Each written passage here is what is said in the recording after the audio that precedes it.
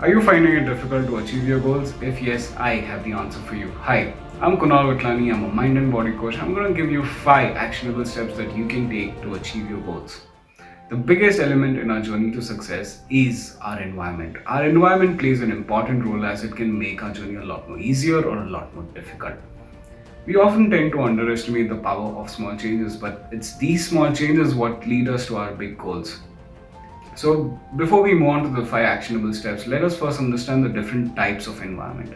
The first one is our physical environment. Our physical environment is anything that we can see, touch, hear, feel, or taste.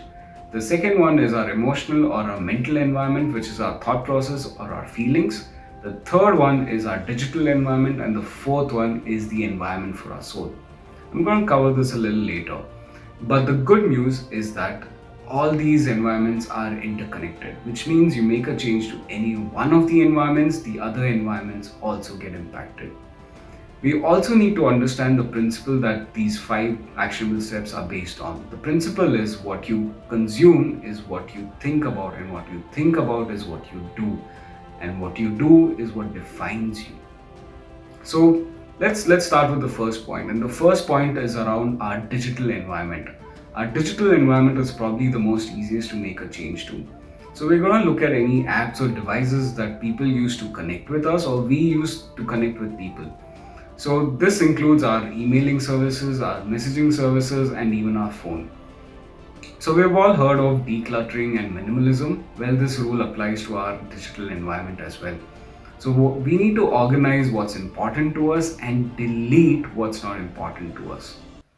So I'm going to explain the importance of this step after my second point, because my second point is also for our digital environment, which covers the social media cleanup. So when I say social media, I'm referring to Facebook, Instagram, Snapchat, YouTube, and everything else.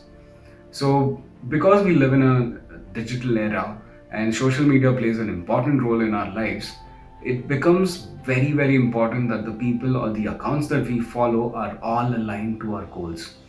And when I say aligned to our goals, I completely understand that the content that they put out is something that we cannot control, but the consumption of the content is something which is in our control. So let me give you an example. So if your goal is to lose weight, you cannot be following an account which gives you, let's say, food reviews of the best street food in your city, because that is creating an environment where you're putting yourself in an environment to fail, and it's making it difficult because it's not aligned to your goal.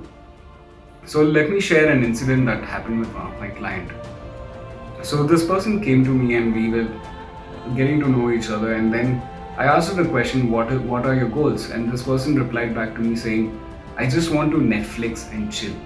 So the idea of this thought process came from an account on Instagram. So getting to know her a little bit more and getting in depth of it, I realized that this person wants to achieve, and her inner self really wants to achieve goals. And because she was following this account, and the account posted a lot of posts which said, chilling and watching Netflix is the ultimate goal, and this person did everything possible to achieve that goal. All we did was just unfollow one account on Instagram, which made room for her to consume a lot of different things. And during that time, she consumed a lot of channels or accounts which were showing her how to bake. And because of this, she started baking a lot more. And after a month, we met again, and I asked her the same question: what are your goals now?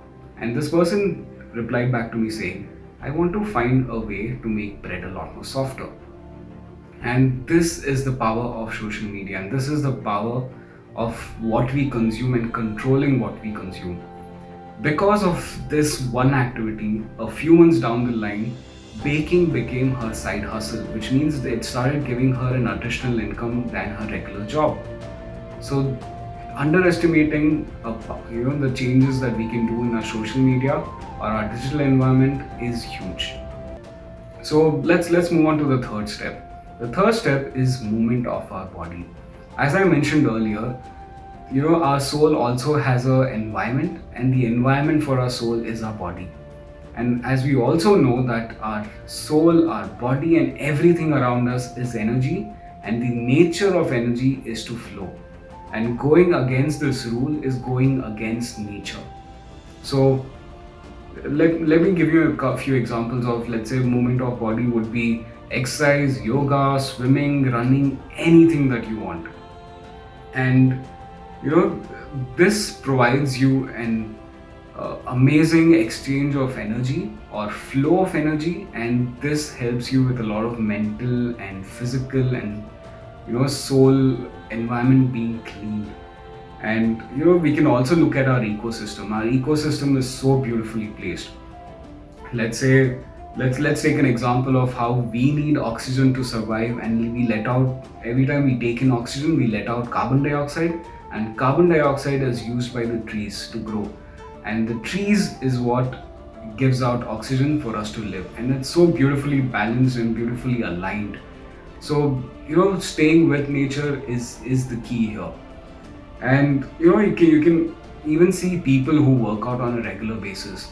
Their energy level, their commitment level, their the entire aura. You just get to know that this person is regularly active. There is one more point which will enhance this part of us, so which will enhance the environment for our soul, and that's my fourth point. And the fourth point is is improving our quality of intake of food and water. This is going to help us with our mental, physical, and the environment for our soul. So let's take water for example first. Did you know that our body is made up of 60% water? Did you know that our lungs are made up of 83% water, and our brain is made up of 73% water?